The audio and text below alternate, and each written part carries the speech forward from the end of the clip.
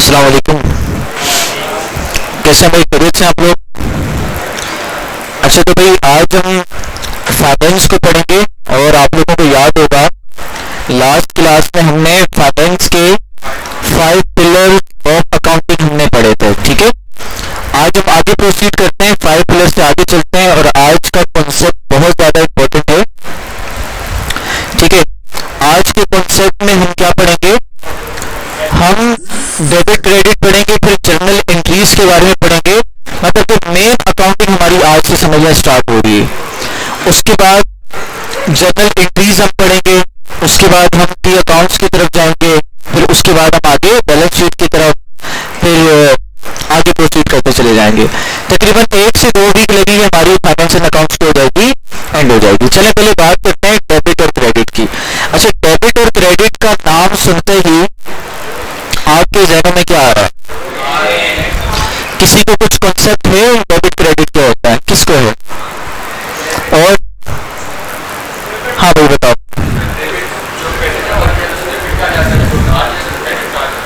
ठीक हो गया भाई, एक इन्होंने बताया कि भाई जब भी हम उधार को क्या कहते हैं? क्रेडिट कहते हैं, और डेबिट को क्या कहते हैं?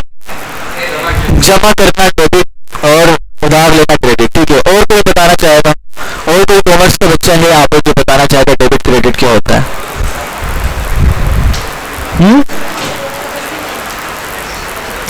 भाई कोई नहीं, स्टार्ट करें। अच्छा भाई देखिए, ये इमेज नजर आ रही है आपको साइड पर, सही है? इमेज भी आपको जाहिर कर रही है कि भाई डेबिट का मतलब क्या होता है? वैल्यू का इन होना। क्रेडिट का मतलब होता है वैल्यू का आउट होना। ठीक है, तो डेबिट क्रेडिट को आप ऐसे समझें, जैसे देखें डेबिट की और क्रेडिट की बात करें, ये होता क्या है? Debit and credit are used to record increase of transaction in the business. ठीक है भाई, बिजनेस में जो भी ट्रांजैक्शन होगी, जो भी लेन देन होगी, हम क्या करेंगे? उसको डेबिट और क्रेडिट के सेंस में रिकॉर्ड कर रहे होंगे। ठीक है, समझ आ रही है कि भाई हमारे पास कैश गया है तो ये डेबिट होगा क्रेडिट होगा, एसेट आए हैं डेबिट होगा क्रेडिट होगा। ठीक है, इस सेंस में हम इसको रिवॉर्ड कर रहे होंगे। ठीक है, अच्छा डेबिट क्या होता है भाई? देखें, debit means to get. Debit का मतलब है आपको कोई चीज, कोई वैल्यू मिल रही है, आप कोई चीज हासिल कर रहे हो। ठीक है, तो डेबिट की डेफिनेशन क्या है? A debit entry in an account represent a transfer of value to that account. Debit entry जब किसी भी अकाउंट को आप दोगे, इसका मतलब होगा कि उस अकाउंट में कुछ वैल्यू एडअप हो रही है। बात यार क्यों यार? जैसे मैं कहता हूं कि भाई 7,000 रुपए कैश मेरे पास मौजूद है। ठीक है, 7,000 रुपए कैश मैंने इन्वेस्ट किया, तो ये 7,000 रुपए कैश क्या हो रहा है? कैश, मुझे बताओ ये डेबिट हो रहा है क्रेडिट हो रहा है? या चले और आसान कर देता हूं भाई, 7,000 रुपए का मैंने फर्नीचर खरीदा, तो बताएं अब कैश डेबिट हो रहा है क्रेडिट हो रहा है? डेबिट वाले कितने, क्रेडिट वाले कितने? ठीक है, ये है कि इसके डेबिट वाले क्रेडिट वाले? डेबिट वाले। देखो भाई, कैश तो जा रहे हैं ना मेरे पास से, जब कैश जा रहे तो क्या है? वो क्रेडिट में जाएगा। ठीक है, अब एसेट बढ़ रहा है मेरा, फर्नीचर एसेट है ना मेरा, तो एसेट बढ़ रहा है, तो एसेट भी क्या है मेरा? एसेट बढ़ रहा है, तो एसेट बढ़े तो कहां जाएगा? डेबिट में जाएगा। ठीक है, फिर उसको हम डिटेल में आगे देखते हैं। तो समझ में आ गया, डेबिट का मतलब ये होता है कि उस अकाउंट में कुछ वैल्यू इन हो रही है, आ रही है। ठीक है भाई, अच्छा उसके बाद देखिए बड़ी इंपॉर्टेंट बात बेटा लिखी हुई, a debit is an entry made on the left side of an account. भाई जब भी हम क्या बनाएंगे, कोई अकाउंट बनाएंगे, लेजर बनाएंगे, जर्नल एंट्री बनाएंगे, तो हमारे पास जो डेबिट होगा वो हमेशा लेफ्ट साइड पे लिखा जाएगा। क्या लिखा जाएगा? लेफ्ट साइड पे लिखा जाएगा। ठीक है, और डेबिट की शॉर्ट फॉर्म क्या है? DR। क्या है? DR शॉर्ट फॉर्म में डेबिट को शो किया जाता है। अच्छा, क्रेडिट का मतलब क्या होता है? To give. आप कोई चीज क्या कर रहे हो? दे रहे हो। जैसे लोन आपको देना पड़ता है, लोन किसी को देते हो ना, लायबिलिटी किसी को देनी पड़ती है, तो लोन क्या है हमारे पास? लोन दे रहा हूं, सॉरी क्रेडिट मतलब टू गिव, किसी चीज को देना। तो a credit entry represent a transfer from the account. Debit credit entry का मतलब होता है कि वैल्यू उस अकाउंट से ट्रांसफर हुई है किसी दूसरे अकाउंट में, समझ आ रही है। और डेबिट का मतलब किसी अकाउंट से उस अकाउंट में वैल्यू ट्रांसफर हुई है। और क्रेडिट को हम CR से शो करते हैं, और ये वो एंट्री होती है जो कि right side of the account में बनाई जाती है। ठीक है, समझ आ गई। राइट साइड पे आपकी डेबिट एंट्री होगी, यहाँ पे लेफ्ट लिखा हुआ तो राइट आएगा।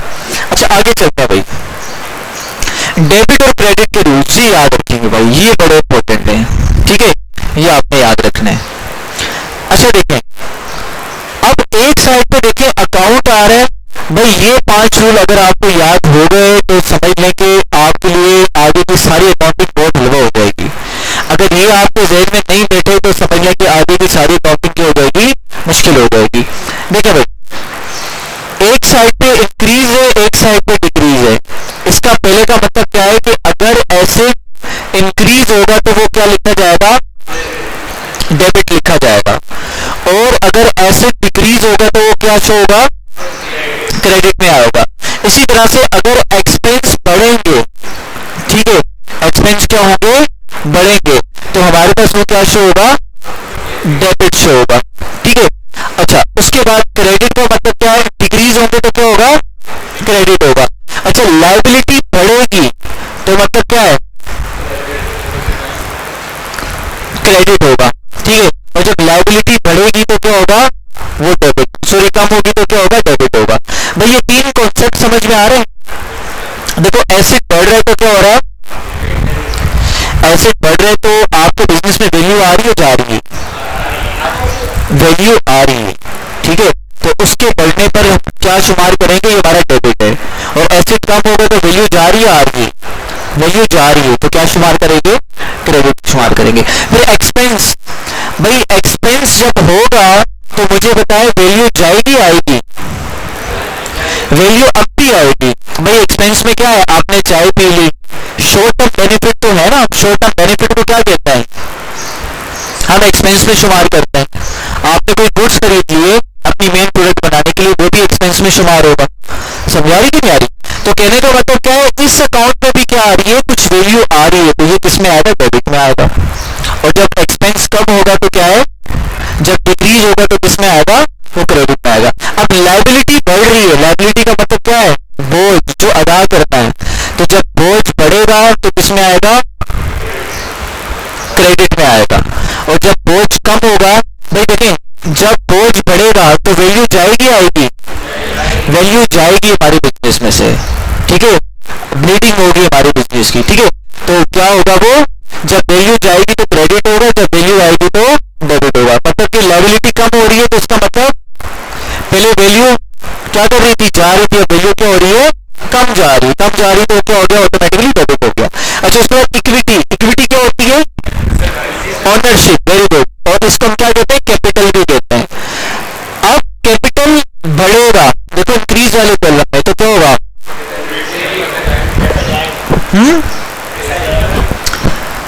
पैसा जाएगा, कैसे जाएगा,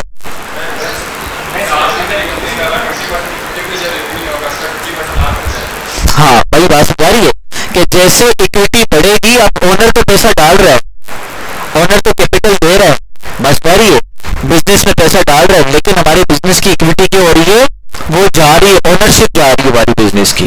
जितना ज्यादा कैपिटल एक बंदा डाल रहा है उतना ज्यादा शेयर उसको मिल रहा है। तो इसीलिए हम क्या करें, जब इक्विटी बढ़ेगी तो क्या होगा, वो क्रेडिट होगा, जब इक्विटी कम होगी तो क्या होगा, वो डेबिट होगा। ठीक है, जितनी ज्यादा बिजनेस के पास ओनरशिप होगी तो डेबिट होगा। अच्छा रेवेन्यू, रेवेन्यू, रेवेन्यू क्या होती है, इनकम, इनकम बढ़ेगी तो क्या होगा, क्रेडिट होगा, और इनकम कम होगी तो क्या होगा, क्या होगा, डेबिट होगा। कैसे, इसको सोचें जरा, इसको बताएं मुझे जरा। रेवेन्यू बढ़ेगा तो क्रेडिट क्यों हो रहा है, और रेवेन्यू कम होगा तो क्रेडिट क्यों हो रहा है,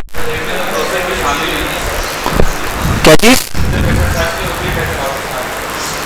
ठीक है, और सोचें जरा।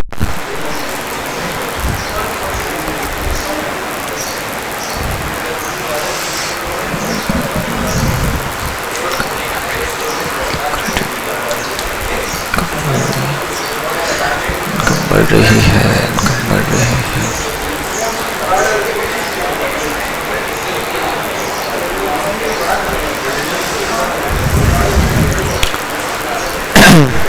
अच्छा भाई देखिए, इनकम कब बढ़ेगी, इनकम इनकम कब बढ़ेगी, जब हमारे बिजनेस में जो गुड्स एंड सर्विसेज हम प्रोवाइड कर रहे हैं वो हम क्या करेंगे, देंगे।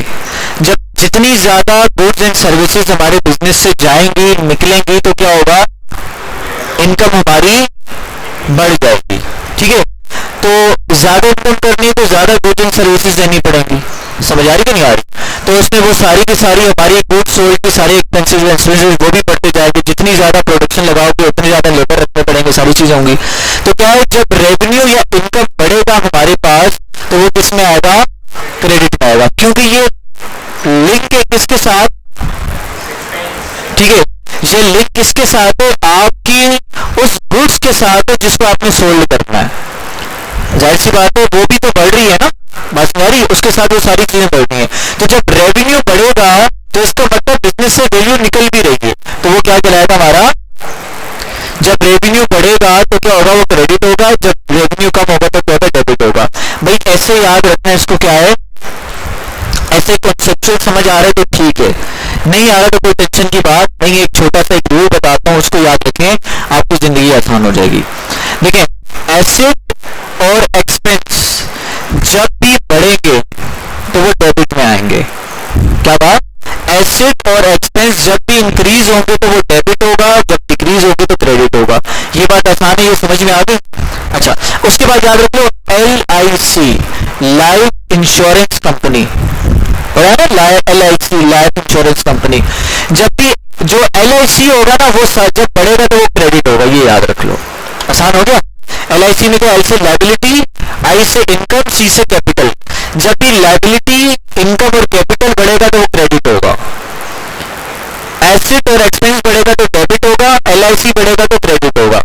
अपोजिट तो ऑटोमेटिकली याद हो जाएगा आपको। एसेट एक्सपेंस बढ़ेगा तो क्रेडिट होगा, डेबिट होगा, डेबिट। एसेट एक्सपेंस बढ़ेगा तो डेबिट होगा और LIC बढ़ेगा तो क्रेडिट होगा। याद होगा? चले आगे, चलो चले भाई। उसके बाद दोबारा गेट यही है, देखिए भाई कि जब डेबिट कब होगा, जब इंक्रीज होगा एसेट और एक्सपेंस, और डेबिट कब होगा, जब डिक्रीज होगा लायबिलिटी, रेवेन्यू और इक्विटी या कैपिटल, इसको आप दे सकते हो। ठीक है, जो डेबिट होगा हमेशा लेफ्ट साइड पे लिखा जाएगा और जो क्रेडिट होगा हमेशा राइट साइड पे लिखा जाएगा। ठीक है, क्रेडिट कब होगा वही बात लिखी हुई है जो पीछे पढ़ के आता है, और ये राइट साइड पे लिखा जाएगा। ठीक है भाई, क्लियर होगी बात? ये 5 बातें ध्यान में रखनी। आगे चलते हैं। उसके बाद है सिस्टम ऑफ अकाउंटिंग। भाई देखिए, हमारे पास 2 सिस्टम होते हैं अकाउंटिंग के, डेटा को रिकॉर्ड करने के, खाते को रिकॉर्ड करने के, अकाउंट्स को रिकॉर्ड करने के। एक होता है सिंगल एंट्री सिस्टम, जो कि कुछ इस तरह का होता है। भाई देखिए, जो छोटे बिजनेसेस होते हैं, छोटी दुकान वाले होते हैं, छोटे पान की दुकान वाले होते हैं, जब भी अपना खाता बनाते हैं तो वो इस तरह से बना रहे होते हैं। सिंपल से किताब निकाली, जिसमें जो भी लेकर गया उधार लेके गया लिख दिया, जो प्रॉफिट आया वो लिख दिया, वो सारी की सारी बातें वो सिंपल वे में इस तरह से लिख रहे होते हैं। डेट आ गई, ट्रांजेक्शन आ गई, ऊपर कंपनी का नाम आ गया, रेवेन्यू इतना आया था, एक्सपेंसेस इतने हुए थे और बैलेंस ये बच गया। समझा रही है? ये सिंपल एंट्री होती है, लेकिन इसके कुछ फायदे भी है, कुछ नुकसान भी है। फायदा क्या है कि ये बनाना आसान है। नुकसान क्या है भाई, इससे आप ये पता नहीं कर सकते कि भाई आपके पास 10 लाख रुपए आपने इन्वेस्ट किए थे, अभी एक पीरियड गुजरने के बाद कितना पैसा आपके अकाउंट में मौजूद है। आप फौरन से नहीं बता सकते कि भाई हमारे पास के एक्सपेंस कितना था, ठीक है, रेवेन्यू कितना था, लायबिलिटी क्या थी। इसमें क्लासिफिकेशन करना मुश्किल है। बैंक में कितना पैसा है मेरे पास, कैश इन हैंड हमारे पास कितना है, समझा रही कि नहीं आ रही? तो ये सारी की सारी चीजों की क्लासिफिकेशन करना इसमें क्या है, बहुत ज्यादा मुश्किल है। और सबसे इंपॉर्टेंट बात कि जो लॉज वाली फर्म्स होती हैं, जैसे अदालत हो गई, जैसे पुलिस वाले हो गए, ठीक है, जब भी ऑडिट किया जाता है तो वो इस सिंगल एंट्री वाले सिस्टम को मानते ही नहीं, कहते हैं भाई इसको हम एक्सेप्ट ही नहीं करते। आपने जब भी हमें कोई दिखाना है, कोई प्रूफ दिखाना है, तो डबल एंट्री में होगा, अदरवाइज तो एक्सेप्ट। इसमें क्या है भाई, किसी भी ट्रांजेक्शन का एक एक्सपेक्ट अपने नोट किया हुआ है, या तो डेबिट अपने नोट किया हुआ है या तो क्रेडिट नोट किया हुआ है। लेकिन डबल एंट्री सिस्टम क्या होता है, हमारे पास डबल एंट्री सिस्टम वो सिस्टम होता है जिसमें हम हर ट्रांजेक्शन के 2 एक्सपेक्ट नोट करते हैं।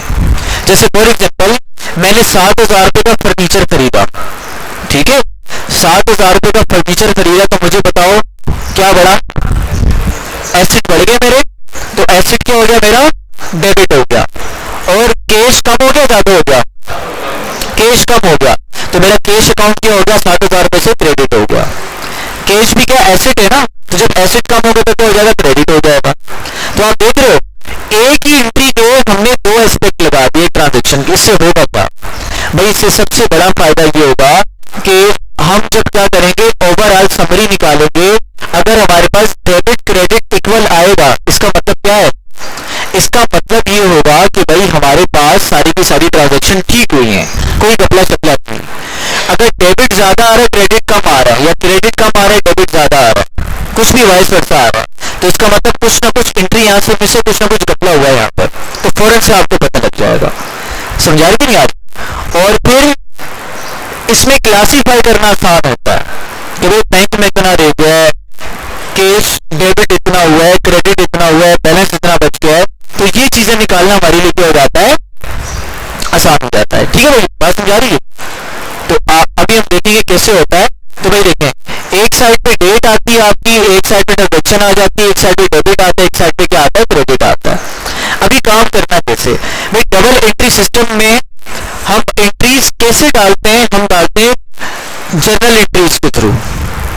ठीक है, अब जर्नल एंट्रीज कैसे करनी है इसको हम देखते हैं। भाई समझ में आ गया ना, अकाउंटिंग सिस्टम दो तरह के होते हैं कि भाई किस सिस्टम के अकॉर्डिंग हमने अकाउंटिंग करनी है। बहुत सिंगल एंट्री सिस्टम, जो कि छोटे छोटे बिजनेसेस हो गए, नॉर्मल दुकान वाले हो गए, वो कर रहे होते हैं। ये करना आसान भी होता है, लेकिन इसके इतने ज्यादा खातिर का फायदे नहीं होते। अब डबल एंट्री सिस्टम में आज हमें देखना है कि भाई कैसे जर्नल एंट्रीज हमें बनानी है। ठीक है भाई, कुछ इंपॉर्टेंट बातें वो ध्यान में रखेंगे, तुम्हारे लिए आसानी होगी। पहली बात क्या है भाई, जब भी आप किसी भी ट्रांजेक्शन को जर्नल एंट्री में लिखने लगे, तो पहली बात आपने ध्यान में रखनी है, first identify which account is involve in the transaction. सबसे पहले आपने ये आइडेंटिफाई करना है कि भाई कौन सा अकाउंट आपकी ट्रांजेक्शन में इन्वॉल्व है। जैसे मैंने कहा कि भाई मैंने 50,000 रुपए का लैपटॉप खरीदा, परचेज 5,000 लैपटॉप। ठीक है, अब मैंने देखना है कि इस ट्रांजेक्शन में कौन से दो अकाउंट इन्वॉल्व है। एक कौन सा है, एक हमारे पास है परचेज लैपटॉप मैंने लिख दिया, एक साइड पे क्या है 50,000 रुपए। अब ये जो लैपटॉप परचेज है ये क्या है मेरा, एसेट, वेरी गुड। और ये जो कैश मैंने दिया ये भी क्या है मेरा, एसेट। तो पहले मैंने आइडेंटिफाई कर लिया, अब मुझे पता है क्या चीज बड़ी है क्या चीज कम हुई। लैपटॉप आया तो क्या हुआ, एसेट मेरा बड़ा, और कैश गया तो एसेट मेरा क्या हुआ है, कम हुआ है। तो मुझे पता लग गया डेबिट में कौन आएगा, क्रेडिट में कौन आएगा।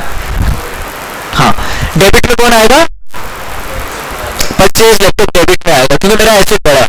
और क्रेडिट में कौन आएगा, कैश, मेरा कैश क्या हुआ है, कम हुआ है, एसेट मेरा कम हुआ है, तो कहां पर आएगा, क्रेडिट में आएगा।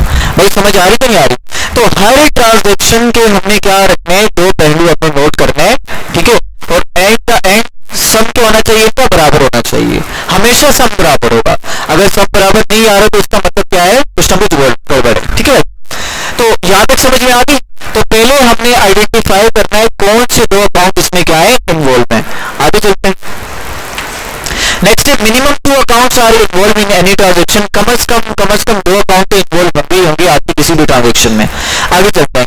सम of the debit side always equal to sum of the credit side. जो क्रेडिट साइड का सम होगा वो डेबिट साइड की क्या होगा, हमेशा इक्वल होगा। फिर आगे चलते हैं, कुछ रूल्स है भाई देखें। अब एक एंट्री लिखी हुई है, पेड 5,000 टू इरफान, ये लिखा हुआ। अब मुझे कैसे पता लगेगा कि भाई ये जो मैंने पेमेंट की है, मैंने इसको क्रेडिट में पेमेंट की है, या मिसाल के तौर पर परचेज लैपटॉप फ्रॉम इरफान, ये लिखा हुआ है। अब वो लैपटॉप मैंने कैश में खरीदा है, मैंने क्रेडिट में खरीदा है, उधार में खरीदा है, मुझे कैसे पता लगेगा। ठीक है, इसके बेटा कुछ कॉमन सेंस वाले रूल्स हैं, वो आप देखते हैं। देखिए भाई, पहली बात तो ये है कि अगर सवाल में क्लियरली डिफाइन है कि भाई ये परचेज, ये ट्रांजेक्शन हुई है कैश में, तो फिर तो कोई डाउट की बात ही नहीं है ना कि कैश है क्रेडिट है, तो वो क्या होगा, वो हमेशा कैश ही होगा। चाहे पार्टी का नाम लिखा हुआ है, चाहे पार्टी का नाम नहीं लिखा हुआ। तो पहला यही कह रहा है, when question clearly says that it is cash transaction even the party name is given। अगर सवाल क्लियरली बता रहा है कि भाई ये ट्रांजेक्शन कैश में हुई है, चाहे पार्टी का नाम लिखा हुआ है तो आपने क्या समझा वो कौन सी ट्रांजेक्शन है, आपकी कैश ट्रांजेक्शन है। ठीक है, फिर सेकंड क्या है, when question clearly says that it is credit transaction, कि वो अगर क्रेडिट की ट्रांजेक्शन है तो हम क्या कहेंगे, और अगर पार्टी का नाम ना भी लिखा हो, पार्टी का नाम ना भी लिखा हो तो हम क्या क्या लिखेंगे भाई, वो क्या क्रेडिट है। समझ आ रही है। और नीचे दो कॉमन सेंस वाले रूल हैं, ये तो समझ में आ गया ना भाई, क्लियरली लिखा है कैश है तो कैश है, क्रेडिट है तो क्रेडिट है। उसके बाद भाई देखो, एक दुकान में आप जाते हो, आप उसको कहते हो भाई मुझे 100 रुपए की ये चीज दे दो, और 100 रुपए की, या आप दुकान वाले कोई बंदा आपके पास आता है 100 रुपए की चीजें लेके जाता है या 1000 रुपए की परचेज करके जाता है, तो क्या आप उसका नाम लिखते हो, नहीं लिखते ना। लेकिन एक बंदा आया, क्या कहा कि भाई 500 का मुझे सामान दे दो, पैसे मैं आपको परसों दूंगा, तो उसका नाम लिखते हो, बिल्कुल लिखते हो। बात समझ रही नहीं आप। तो कहने का मतलब क्या है कि अगर क्या करें, when question is silent on cash और क्रेडिट ट्रांजेक्शन, अगर क्वेश्चन में मेंशन नहीं है कि भाई ये कैश ट्रांजेक्शन है या क्रेडिट ट्रांजेक्शन है, तो आपने क्या समझना है, and party name is not given, और पार्टी का नाम भी नहीं लिखा हुआ। ठीक है, लिखा परचेज डेट ऑफ 50,000 रुपीज, तो क्या पार्टी का नाम मेंशन नहीं है ना इसमें, तो आपने क्या समझना है कौन सी ट्रांजेक्शन है, इस केस ट्रांजेक्शन, वो कौन सी ट्रांजेक्शन है, केस ट्रांजेक्शन है जी। अच्छा देखिए, लास्ट वाला रूल बेटा यही है, when question is silent on cash और क्रेडिट ट्रांजेक्शन, अगर क्वेश्चन में मेंशन नहीं है कि कैश है या क्रेडिट ट्रांजेक्शन है, साइलेंट हो, सवाल में नहीं हो, and party name is given, और बंदे का नाम गिवन हो, तो हमने क्या समझना है ये कौन सी ट्रांजेक्शन है, क्रेडिट। क्योंकि जाहिर सी बात है बंदा उसी का नाम लिखेगा जिसने पैसे देने होंगे। भाई समझ में आ गए, चले आगे। अच्छा, इसकी मिसाल बेटा कर लेते हैं। जैसे एग्जांपल क्या है, पहले वाले रूल की 20 अगस्त 2023 को हमने क्या किया, गुड्स परचेज की 5,000 रुपए की फ्रॉम इमरान इन कैश। भाई गुड्स परचेज हुई है, चीजें खरीदी है 5,000 रुपए की इमरान से कैश में। भाई गुड्स परचेज क्या, पहले तो देखो इस एंट्री में, पहले तो क्या देखना है कि कौन से दो अकाउंट इन्वॉल्व हैं, कौन कौन से, गुड्स परचेज है, गुड्स मेरे पास आए हैं, तो गुड्स क्या मेरे एसिड्स भी हो सकते हैं, समटाइम उनको एक्सपेंस भी कहते हैं। एक्सपेंस कैसे कहते हैं कि भाई ये जो गुड्स होते हैं मेरी मेन प्रोडक्ट को बनाने के लिए इस्तेमाल में आ रहे हैं, ठीक है, शॉर्ट टर्म इस्तेमाल हो रहे हैं, समझ आ रही कि नहीं आ रही, तो ये मेरे एक्सपेंस में भी आएंगे। अच्छा, चाहे आप एक्सपेंस कंसीडर करो चाहे एसेट कंसीडर करो, क्या कहा, चाहे एक्सपेंस कंसीडर करो चाहे एसेट कंसीडर करो, तो क्या होगा, आंसर आपका सही आएगा, क्योंकि एसेट और एक्सपेंस दोनों का क्या होता है, रूल सेम होता है कि जब बढ़ते हैं तो डेबिट होता है, कम होते हैं तो क्रेडिट होता है। ठीक है भाई। अच्छा, समझ आ गई बात। तो ये हमने नोट किया कि भाई फर्स्ट करें, चले एसेट मानते हैं इसको, गुड परचेज एसेट आ गया, पहला अकाउंट, पहली चीज एसेट आ गया, दूसरा क्या है कैश, दूसरा कैश आ गया। अब बताओ एसेट बढ़े कम हुआ है, गुड्स परचेज की एसेट बढ़ गए और कैश क्या हुआ है, कम हुआ है, तो बताओ कौन डेबिट में जाएगा कौन क्रेडिट में जाएगा। वेरी गुड, अरे बड़े इंटेलिजेंट हो आप। गुड परचेज जाएगा डेबिट में और कैश जाएगा क्रेडिट में। अब भाई जनरल एंट्रीज बनानी कैसे, ये देखें भाई आप। सबसे पहले तो बेटा कॉलम में क्या आएगी, डेट आएगी आपकी, दूसरे कॉलम में आएगी डिस्क्रिप्शन या पर्टिकुलर आएंगे, ठीक है, और फिर तीसरे में आएगा डेबिट, चौथे में आएगा क्रेडिट। सही है, समझ आ गई बात। अच्छा, अब पहली एंट्री करते हैं, डेट मैंने डाल दी, भाई ये डेट है, उसके बाद पर्टिकुलर भी डाल दिए, भाई गुड परचेज अभी मैंने बताया, अब आप लोगों ने मुझे बताया किसमें आएगा, डेबिट में आएगा, डेबिट में आ गया, इसकी वैल्यू भी मैंने डेबिट में लिख दी। ठीक है, देखिए जो डेबिट एंट्री होगी वो लेफ्ट साइड पे आएगी, जो क्रेडिट एंट्री होगी जहां से वो खत्म होगी उसके आगे क्रेडिट लिखी जाएगी। सही है, तो कैश अकाउंट मेरा क्या था, कैश मेरा था क्रेडिट, तो क्रेडिट थोड़ा सा आगे करके लिखा हमने। सही है। अच्छा, इसकी वैल्यू भी आगे करके इस तरह से लिखेंगे, समझा गए। सेकंड एंट्री वही देखें, सेकंड रूल की एग्जांपल, 22 अगस्त को हमने गुड्स परचेज की 5,000 रुपए की फ्रॉम इरफान, हमने इरफान से क्या की, क्रेडिट पे ये हमने माल खरीदा। जब क्रेडिट पे माल खरीदा तो क्या हुआ, अब कौन कौन से दो अकाउंट इन्वॉल्व है, गुड परचेज की हमने तो एसेट इन्वॉल्व है, और अब माल कैश पे नहीं लिया क्रेडिट पे लिया, तो क्रेडिट पे लिया इसका मतलब मैंने अदा करना है उसको। जब कोई चीज अदा करनी होती है तो वो क्या होती है, हाँ पेबल तो होती है, और अदा पेबल किस कैटेगरी में फॉल करते हैं? लाइबिलिटी। अरे वाह मुबश्शिर, इंटेलिजेंट है। किस में आती है? लाइबिलिटी में। जबरदस्त। तो बताएं लाइबिलिटी जब बढ़ती, लाइबिलिटी बढ़ गई ना, मैंने 5,000 रुपए देने उधार में मान ली है, तो लाइबिलिटी बढ़ती तो कहां पर जाती है? क्रेडिट में जाती है। ठीक है भाई। तो भाई डेबिट वाली साइड पे क्या आएगा? गुड परचेज आ जाएगा। ठीक है, डेट आ गई, गुड परचेज क्रेडिट डेबिट वाली साइड पर, तो उसकी वैल्यू आ गई। और क्रेडिट वाली साइड पे कौन आएगा? कौन आएगा? Account payable. ठीक है, क्योंकि मैंने ये पैसे देने, तो जब देने होते हैं उधार वगैरह क्रेडिट को हम अकाउंट पेबल में कहते हैं। ठीक है, लेकिन यहाँ पर क्या लिखूंगा? अकाउंट ACC अकाउंट स्लेश डाल के पे लिख दिया पेबल, और ब्रैकेट में मैंने क्या मेंशन किया? इरफान। भाई ये भी तो पता हो ना किसके पैसे देने। अकाउंट पेबल लिख दिया, बार बार अकाउंट पेबल पेबल आ रहा है, 5,000 3,000 5,000, पता नहीं लग रहा कि इरफान को देने हैं, नमाज को देने हैं, किसके देने हैं। तो अकाउंट पेबल जिसको भी देना होगा तो आगे ब्रैकेट में आप लिखोगे भाई किसके मैंने पैसे देने हैं। समझ आ गई? अच्छा आगे चलते हैं। तीसरी एंट्री, इसका भी क्रेडिट वाली साइड मेंशन कर दिया। उसके बाद 24 अगस्त 2023 को एक ट्रांजेक्शन हुई, परचेज गुड फॉर RS 6,000। भाई 6,000 रुपए की गुड्स परचेज की, इसमें मेंशन नहीं है कि क्रेडिट है या डेबिट, और पार्टी का नाम भी गिवन नहीं है। जब पार्टी का नाम नहीं गिवन हो तो हमने क्या समझना है? ये कैश ट्रांजेक्शन है हमारी। तो क्या लिखेंगे? गुड्स परचेज की 6,000 रुपए की, तो एसेट बढ़ गया, और 6,000 रुपए दे के खरीदा, तो कैश क्या हो गया? कम हो गया। ठीक है, तो एसेट क्या था मेरा? गुड्स थी, तो गुड्स कौन सी साइड पर आएगी? डेबिट पे क्रेडिट पे? डेबिट पे। Very good. और कैश कम हो गया, कैश कहां पर आएगा? क्रेडिट पे आएगा। तो ये लिखते हैं, डेट हमने डाली, तो गुड्स परचेज आ गया डेबिट पे और इसकी वैल्यू आ गई, और कैश आ गया क्रेडिट पे और उसकी वैल्यू आ गई। भाई क्लियर है? समझ आ गई? अच्छा आगे चलते हैं। अच्छा आगे बेटा चौथी एग्जांपल क्या है? Purchase goods from Adnan for 8,000। अब ये बताए कौन सी एंट्री है? क्रेडिट है ना। अभी नाम लिखा हुआ आ गया था आपका कि भाई 8,000 रुपए की हमने चीजें खरीदी उधार पे अदनान से। तो भाई देखें, गुड्स खरीदी हमने तो एसेट बढ़ गया, और 8,000 रुपए देने तो उधार लायबिलिटी बढ़ गई। जब लायबिलिटी बढ़ती तो क्रेडिट पे जाती है, गुड्स बढ़ती है तो डेबिट पे आता है। तो क्या लिखेंगे हम? डेबिट साइड पे आएगा परचेज गुड्स, और क्रेडिट पे क्या लिखूंगा? Account payable. Very good. किसका अकाउंट? अदनान का। अकाउंट पेबल ब्रैकेट में लिखूंगा अदनान। ठीक है, ये आ गया डेबिट की एंट्री, ये आ गया क्रेडिट की एंट्री। भाई क्लियर है? समझ में आ गई बात? अभी कोई मसला है तक? चले आगे। चलो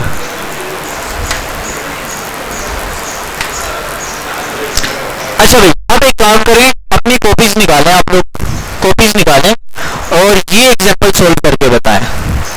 पहले एग्जांपल लिखें आप लोग, एग्जांपल की हेडिंग डालें जर्नल एंट्री एग्जांपल, हेडिंग लगाएं जर्नल एंट्री एग्जांपल्स, और इसकी आप लोगों ने जर्नल एंट्री बनानी है।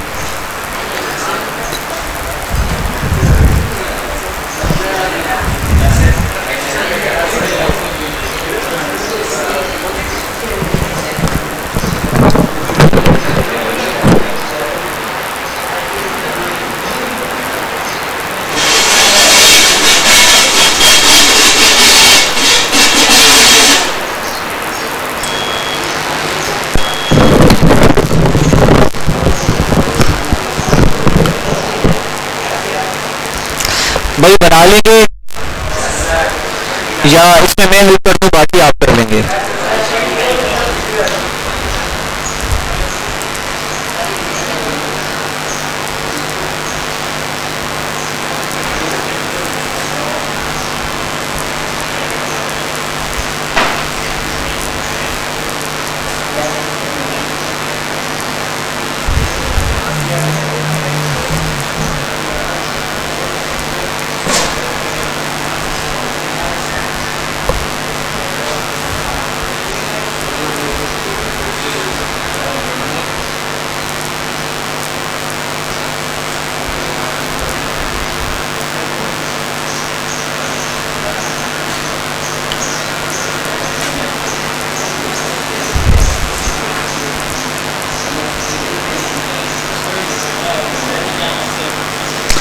अच्छा बेटा देखें, ये मैं करवा रहा हूं आप लोगों को, अगले एग्जांपल्स आप लोगों ने खुद करनी है। इधर देखें, यहाँ पर सारे बोर्ड पर देखें। देखें भाई, पहली एंट्री भाई लिखी हुई आ रही है 4 अप्रैल को एक ट्रांजेक्शन होती है जिसमें लिखा हुआ है purchase laptop for 70,000 in cash. तो सिंपल हम यहाँ पे डेट लिखेंगे सबसे पहले 4 अप्रैल 2023, है ना, 4 अप्रैल 2023। लैपटॉप परचेज किया, एसेट बढ़ गया मेरा और कैश क्या हो गया, कम हो गया। तो डेबिट साइड पे आएगा लैपटॉप परचेज, लैपटॉप परचेज। और क्रेडिट साइड पे क्या आएगा भाई, कैश कम हुआ है ना, तो एसेट कम हो गया, कैश भी हमारा एसेट होता है, तो क्रेडिट साइड पर आ गया। ये 70,000 पे डेबिट में आ गए और ये 70,000 क्रेडिट में आ गए। भाई कोई मसला है यहाँ तक किसी भी बच्चे को? दूसरी पे जाए, सेकंड पर आ जाए। उसके बाद क्या है, 9 अप्रैल को 9 अप्रैल को एक ट्रांजेक्शन होती है, salary of 35,000 paid in cash.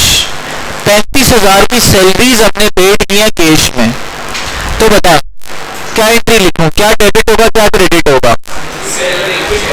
Salaries क्या है, अकाउंट पेबल है।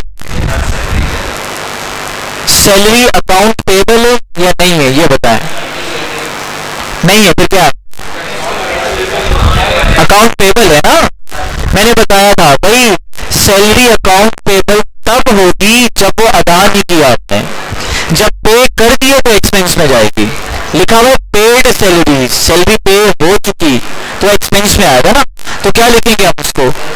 अब एक्सपेंस बढ़ गया सैलरी अदा करने पर, तो जब एक्सपेंस बढ़ता है तो किसमें आता है, डेबिट में आता है। सही है, ऐसा ही है ना, डेबिट में आता है।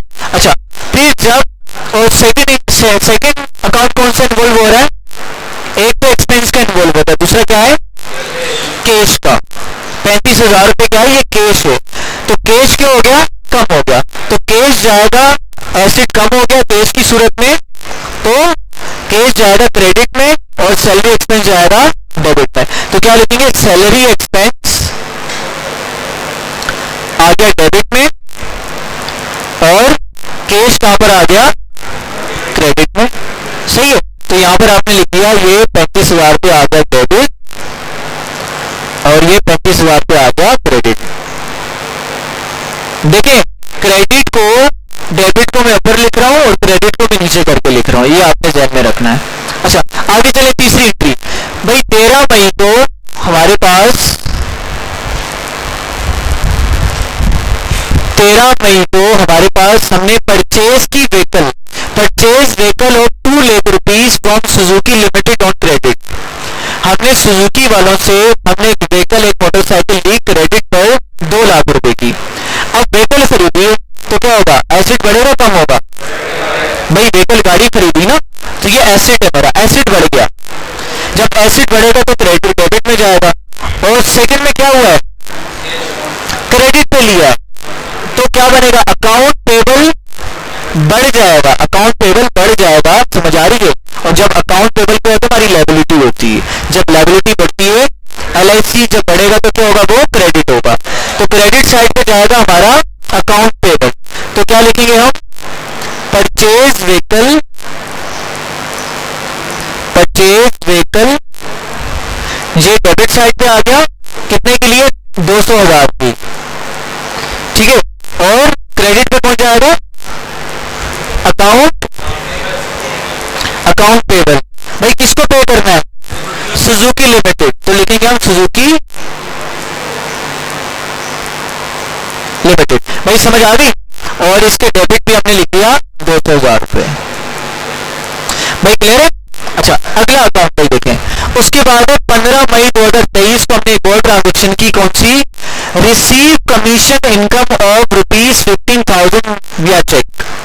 हमने 15,000 रुपए में कमीशन की इनकम को रिसीव किया। भाई इनकम क्या है, LIC वाली कैटेगरी में फॉलो हो रही है हमारी, क्या है, इनकम। जब इनकम बढ़ेगी तो क्या होगा, वो क्रेडिट होगी। समझा रही है? और दूसरा अकाउंट कौन सा इन्वॉल्व है, विया चेक। भाई जब चेक के जरिए से कोई अमाउंट मिलती तो कहां जाती है, बैंक में जाती है। तो बैंक क्या है मेरा, बैंक है क्या,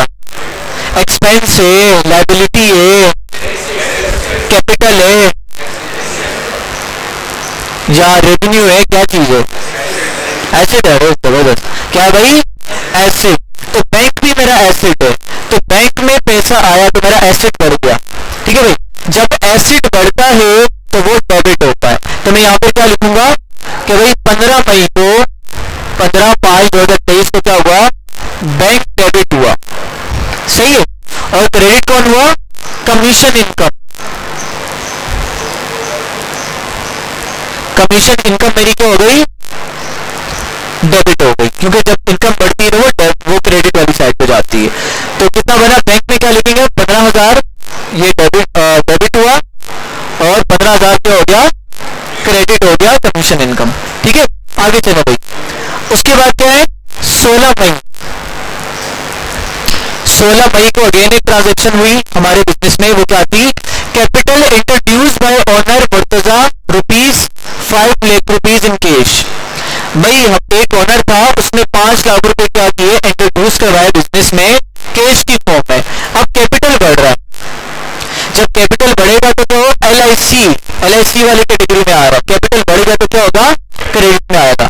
और कैश आ रहा है बिजनेस में, तो कैश क्या? एसेट है। एसेट बढ़ गया, कैश आने से एसेट बढ़ गया। जब एसेट बढ़ता है तो डेबिट में आता है। तो यहाँ पर हम क्या लिखेंगे? कैश हमारा डेबिट हो गया, जो कि कितना था? 5 लाख रुपए। और क्या हुआ? कैपिटल हमारा डेबिट हो गया कितना? 5 लाख रुपए से। भाई क्लियर है? अच्छा, उसके बाद आगे आते हैं। उसके बाद 18 मई को एक और ट्रांजेक्शन होती है। क्या ट्रांजेक्शन हुई? Deposited Rs 20,000 cash in bank. हमने 20,000 रुपए डिपॉजिट कर दिए बैंक में। अब देखो क्या हो रहा है, दो अकाउंट कौन कौन से इन्वॉल्व है? एक बैंक के और एक कैश है। अब बैंक में डिपॉजिट किए हैं, तो बैंक वाला जो एसेट था बड़ा कम हुआ, बैंक वाला अकाउंट मेरा बढ़ गया, यानी कि एसेट बढ़ गया, कैश मेरा कम हो गया।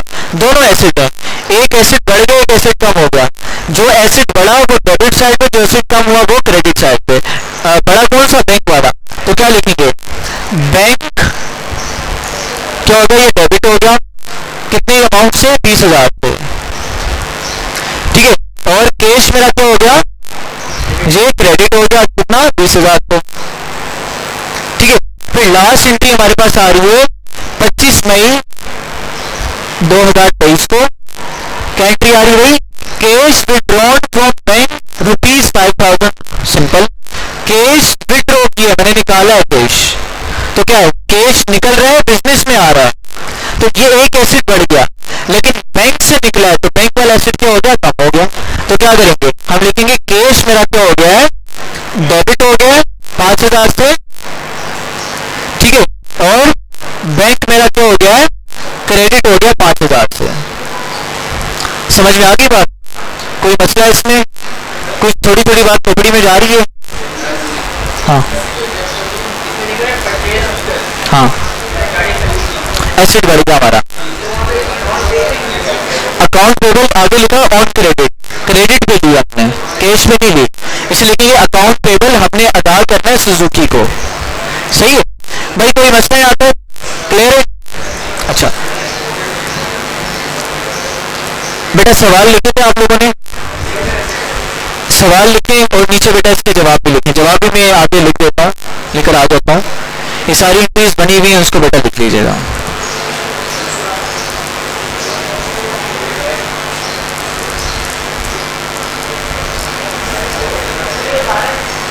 हाँ बेटा, ऐसे लिखें, जल्दी से लिखें।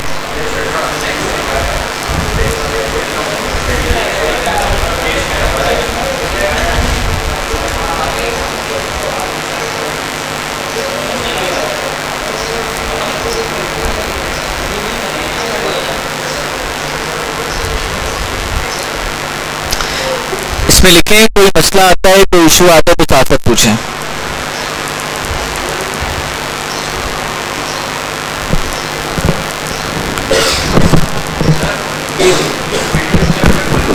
हाँ, पीडीएफ शेयर करूंगा, लेकिन पहले लिखें आप, ये लिखना जरूरी है।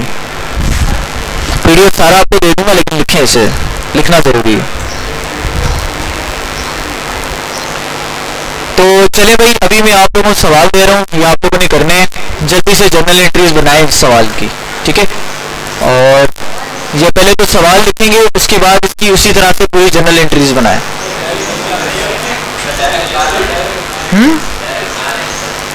यार डायरेक्ट ना बनाओ, लिख लो यार, लिखोगे तो आपके लिए आसानी होगी। जल्दी से लिखो, क्योंकि होगा कि कुछ एंट्रीज बनेगी, कुछ एंट्रीज नहीं बनेगी। 6 मिनट रह गए आपके पास, बाकी इंशाल्लाह कल करेंगे।